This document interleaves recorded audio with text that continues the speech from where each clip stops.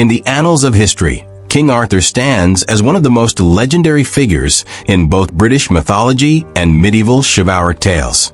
He was a king who united the Britons, a leader whose very name is synonymous with courage, honor, and the quest for justice. However, beneath the shining armor and noble deeds of the once and future king lies a profound mystery. Why did King Arthur, the legendary monarch, refuse to marry despite his wealth, power, and the promising suitors at his disposal? Though many tales tell of his fabled love for Guinevere, his marriage, or rather his reluctance to it, has long been a subject of intrigue. Was it personal trauma, an unforeseen duty, or the weight of his destiny that led him to remain unattached, even though the world expected him to take a queen? Today, we dive into the deeper reasons behind Arthur's refusal to marry, exploring not only his emotions, but the forces that shaped his decision, and how it ultimately impacted the future of Camelot. From the very beginning, Arthur's life was steeped in duty. He was born into a world of chaos, where the once glorious kingdom of Britain had been torn apart by war and internal strife. His first acts as king were to unite a fractured land. The task of leadership required more than just strength. It demanded a steady hand and an unwavering commitment to the greater good. When Arthur first came to power, he was tasked with rebuilding Camelot and leading the Knights of the Round Table. His thoughts were consumed with the protection of his people and the establishment of a kingdom that could stand the test of time. Marriage at that moment seemed like a distraction, an additional responsibility that could divide his focus. To marry was to bind oneself to another person, to commit not just to their love, but to their desires and needs. Arthur feared that the demands of a queen and the expectations of a royal marriage would pull him away from the vision he had for Britain. His refusal was not a rejection of love, but a recognition that his duty as king came first. To marry would mean diverting time, energy, and resources to a relationship that could not guarantee the stability of the realm.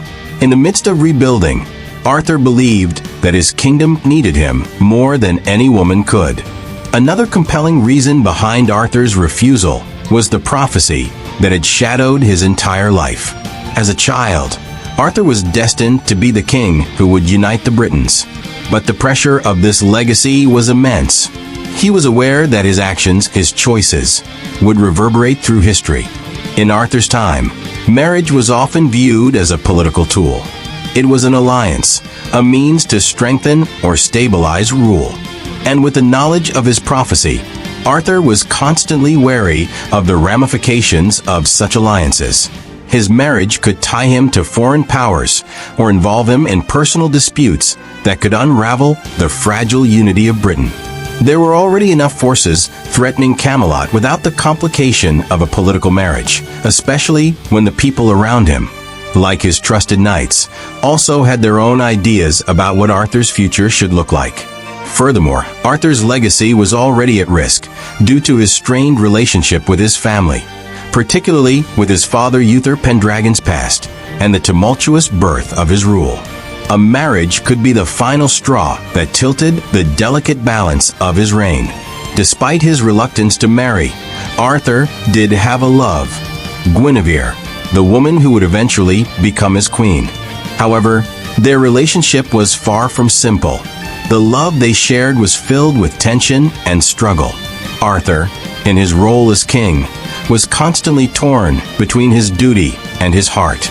Guinevere was not merely a symbol of love for Arthur. She was a reminder of the complex duties he carried. The affair between her and Lancelot, one of Arthur's closest knights, is a well-known tragedy that tainted the very idea of a marriage meant to bring peace and stability to Camelot.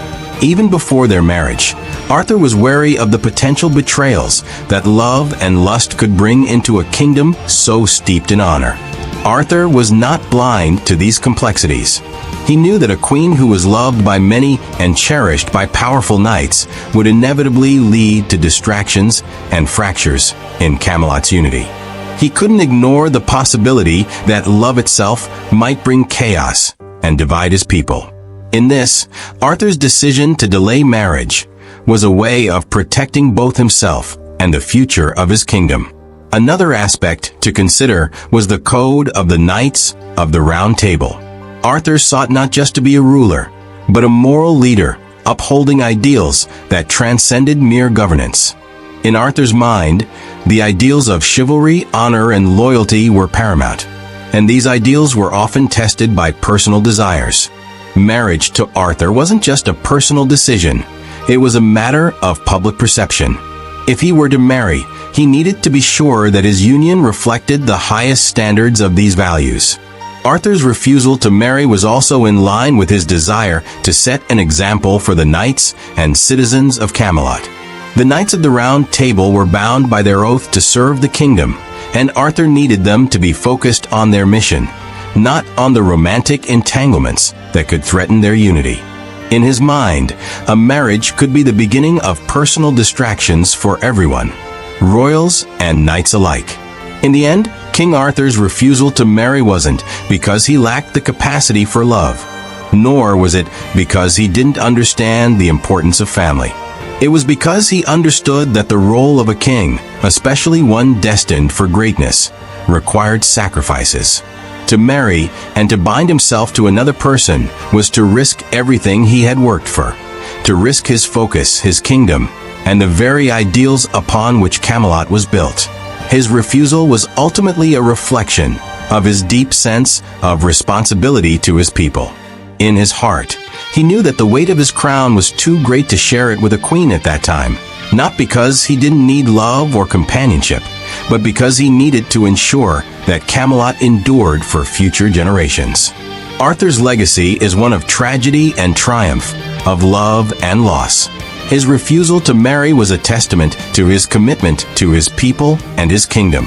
Yet, even in the midst of his devotion, the personal cost was immense, and his decisions would forever shape the future of Camelot.